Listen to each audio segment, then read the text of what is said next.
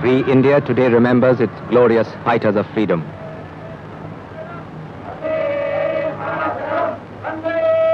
And one such fighter was the revolutionary tornado, Jyotindranath Mukherjee. Bagha Jyotin, as the people remember him. Philosopher and warrior, prophet and martyr, Jyotindranath died fighting the Bsa, 9th September 1915.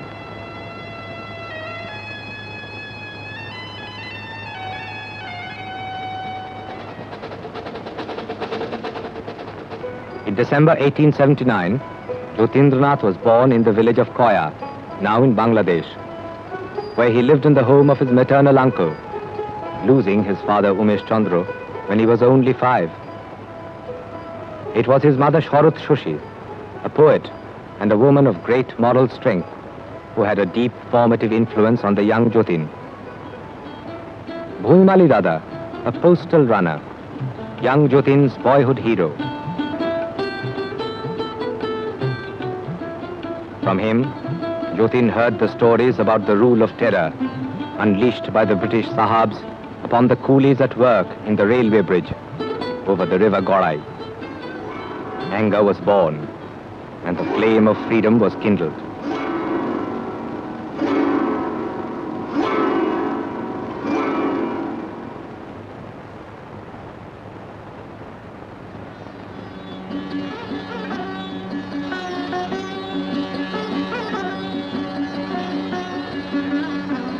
A natural athlete, young Jyotin swam the river Gorai with ease. Shivaji and Rana Pratap had been the heroes of the nursery tales that Jyotin had heard and learnt to admire. Adolescence brought Jyotindranath to Krishnanagar, to the home of his uncle Bashanta Chatterjee, and to school. The years at the Krishnanagar AV school taught him much more than the school books.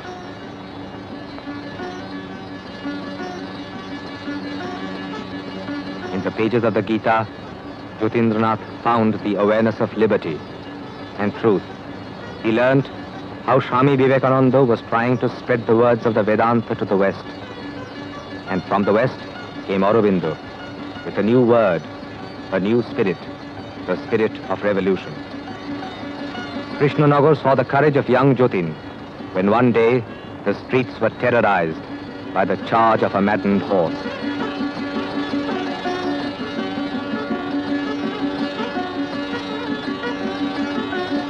The fear, the helter-skelter running of people. And it was the schoolboy Jyotin who came fearlessly to the rescue.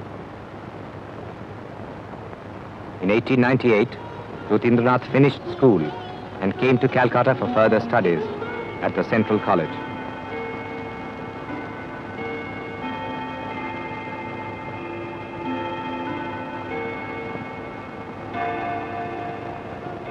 It was at the famous gymnasium of Khetra Guho that he met his later friend Shuchindranath.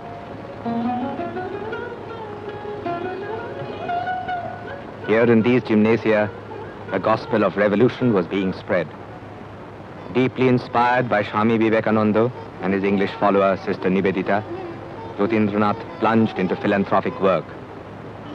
A commitment to liberty and a cause of mission had impregnated his mind.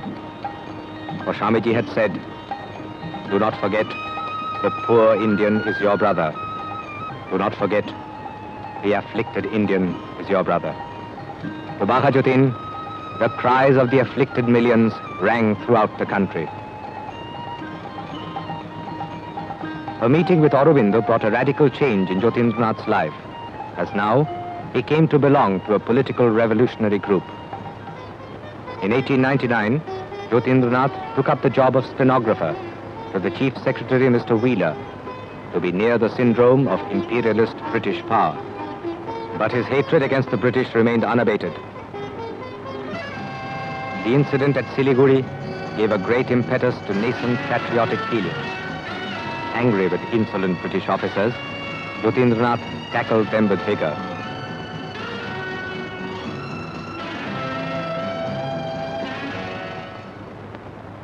In 1900, Jyotin married Indubala. An ideal family man, he was loved and admired by all, his eldest sister Binod Bala, was a woman in 1,000 and a source of great inspiration. Jyotindranath's daredevilry knew no bounds. On his way to Koya, he would often jump off the running train, take a shortcut to his uncle's house. In 1909, Jyotindranath killed a tiger with his bare hands, and that earned him the nickname of Bagha Jyotin, Jyotin the Tiger. Meanwhile, the seed of revolution had already been sown on Indian soil.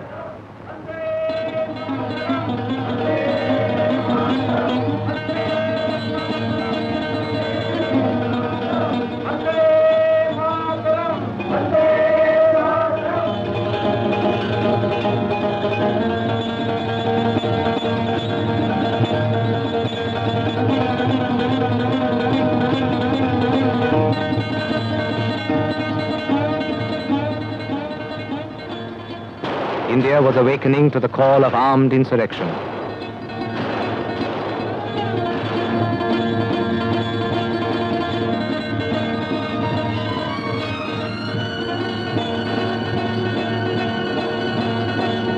The words that Aurobindo spoke at his trial became the battle cry for free India.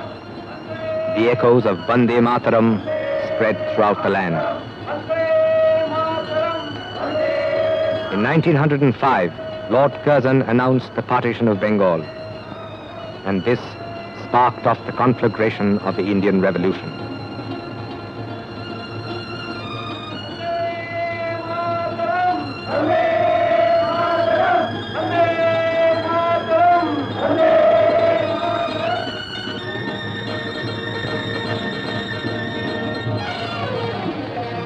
Inspired by the words of Rabindranath Tagore, a wave of angry dissent swept through the land.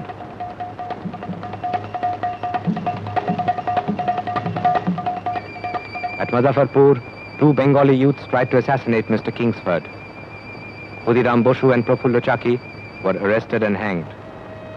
They are among the first martyrs of the Indian Revolution. At the house of Subodh Mullik in Calcutta, the leaders met secretly. Here, behind closed doors, India heard the voice of Jyotindranath Mukherjee. The time has come. We must die one after another so that a new India may arise.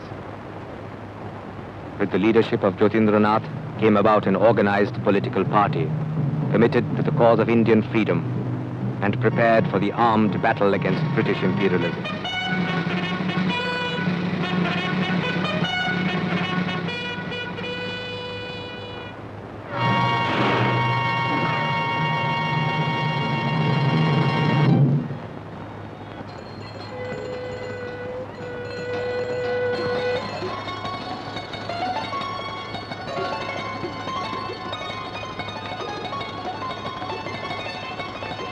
Here in the mango groves of Dakshineshwar, Jyotindranath met the leaders, Rashbihari Boshu, Satyen Sen, and Manovendranath Rai.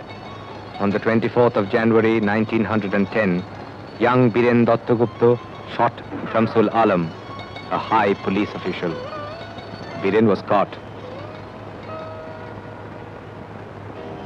Fearlessly did he go to his death. No one knew who the architect of this assassination had been.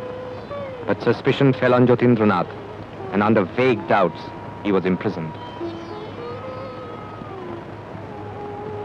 His letters from prison to his wife Indubala and sister Binodbala are eloquent with strength and moral courage as he asked for their blessing for the road that he had chosen to walk.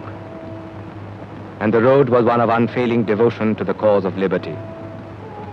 After his release, Jyotindranath took up the work of a building contractor to camouflage his revolutionary activities. Carefully, he organized a nationwide uprising. Jyotindranath knew that every step was vital with the fire underground. Manovendranath Rai and Satyen Sen he sent away from the country to collect the guns for the Indian Revolution. They went to every corner of the world, to the Ghadar party leaders in America, and to the others in Germany, everywhere. They were on a search for the guns for the Indian Revolution. It was cowardice that foiled the plans of the Revolution of 1915. And once treachery had struck, repression followed swiftly.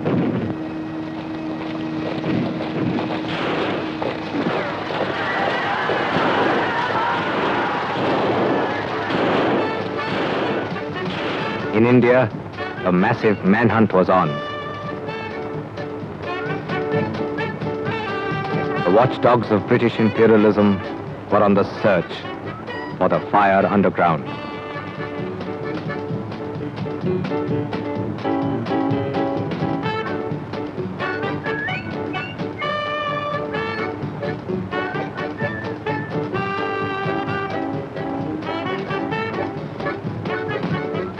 Kartar Singh was hanged.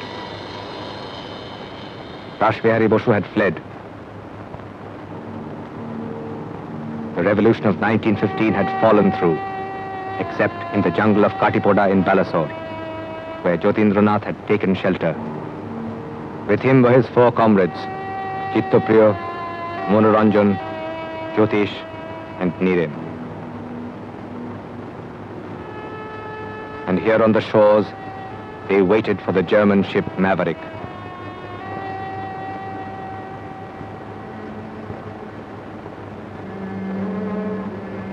But the Maverick did not come. Apprehended by the British, the Maverick did not bring the promised guns for the Indian Revolution. Jyotin and his 4 comrades waited, but not for long. And here among these bushes, in this undulated land, the last battle was fought. Outnumbered and surrounded, Jyotindranath and his comrades fought a pitched gun battle for over 1.5 hours.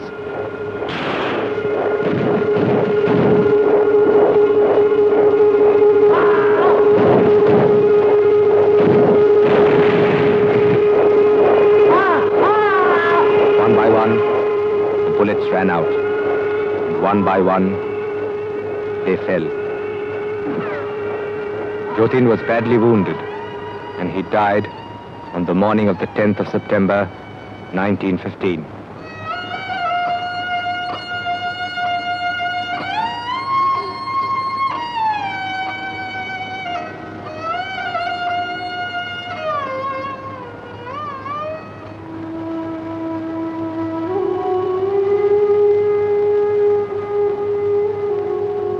The poet Nazrul Islam hailed the Battle of Balasore as the Haldi Ghat of New India. Balasore, Budi Balamer তীর, নবভারতের হলদি ঘাট, উদয় গধূলি রঙে রাঙা হয়ে উঠেছিল যথা অস্তপাত। আনিল গগন গম্বুজ ছোঁয়া কাঁপিয়া উঠিল নীল অচল, অস্ত্র বীরে ছুটি ধরে আনে মধ্য গগনে কোন পাগল। আপন বুকের রক্ত ঝলকে পাংশুর বীরে করে লোহিত, বিমানে বিমানে বাজে দুন্দুভি, থর থর কাঁপে সর্বভীত। দেবকী মাতার বুকের পাথর নড়িল কারায় অকস্মাৎ, বিনা মেঘে হল দৈত্যপুরীর প্রাসাদে সেদিন বজ্রপাত। Bagha Jyotin's dream may seem a failure, but it was to see its fulfillment in the struggle of Gandhiji, in the martyrdom of Bhagat Singh, in the courage of Surjo Sen, in the heroism of Subhash Chandra, and in our freedom in 1947.